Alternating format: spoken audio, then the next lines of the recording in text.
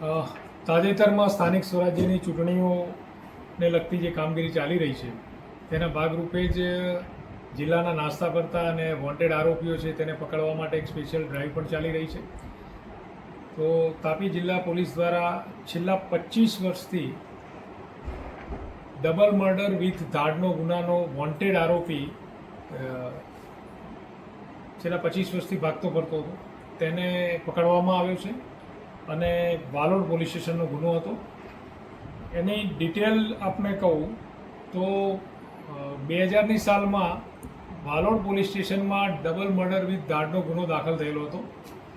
તેમાં આ જે આરોપીઓ હતા એના સહ આરોપીઓ સાથે એ લોકોએ મળી અને એક ટ્રકને યાન ભરેલી ટ્રક હતી અને ટ્રકમાં 7 લાખ જેટલો મુદ્દામાલ હતો એને લૂંટી લઈ અને એ ટ્રકમાં જે ડ્રાઈવર અને ક્લીનર હતા એ બંનેને એનું મોત નિપજાવી અને ક્લીનરની લાશ ઉપર ટ્રક ફેરવી દઈ. આમ ખૂબ જ હિનિયસ પ્રકારનો ગુનો વાલોડ પોલીસ સ્ટેશનમાં દાખલ થયેલો હતો, જેમાં એની કલમ જોતા IPC કલમ 396, 201, 120B વગેરે કલમો મુજબનો ગુનો દાખલ થયેલો હતો.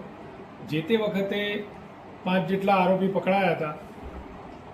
આ ઉપરાંત એમાં ગિરીશ ઉર્ફે લલ્લુ શિવસહાય મિશ્રા આ આરોપી વોન્ટેડ આરોપી તરીકે જાહેર થયેલો હતો. છેલ્લા ઘણા સમયથી તેના માટે પ્રયત્નો ચાલતા હતા.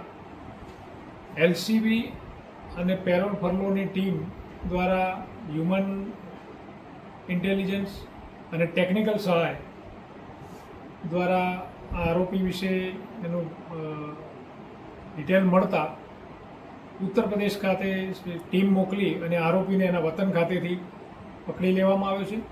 આમ તાપી જિલ્લા પોલીસ દ્વારા છેલ્લા 25 વર્ષથી ડબલ મર્ડર અને ધાડના ગુનામાં નાસ્તો કરતો વોન્ટેડ આરોપીને ઉત્તર પ્રદેશ ખાતેથી પકડી લેવામાં આવ્યો છે. ગેંગમાં કેટલા ટોટલ આરોપીઓ હતા? તે રીતની એ લોકોની એમઓ હતી? આમાં જે તે વખતે બનાવ વખતે જે આરોપીઓ હતા એ પૈકી 5 આરોપીઓને પકડી લેવામાં આવ્યા હતા અને આ આરોપી વોન્ટેડ હતો. આ ઉપરાંત પણ એક આરોપી એમની વોન્ટેડ છે. તેમની એમોમાં આ યાન ભરેલી ટ્રક કિમ 4 રસ્તા પાસેથી જ્યારે પસાર થાય છે ત્યારે તેઓ મુસાફર તરીકે તેમાં બેઠા હતા અને વાલોડ પોલીસ સ્ટેશનની હદમાં આ લોકોએ આ બનાવને અંજામ આપ્યો હતો.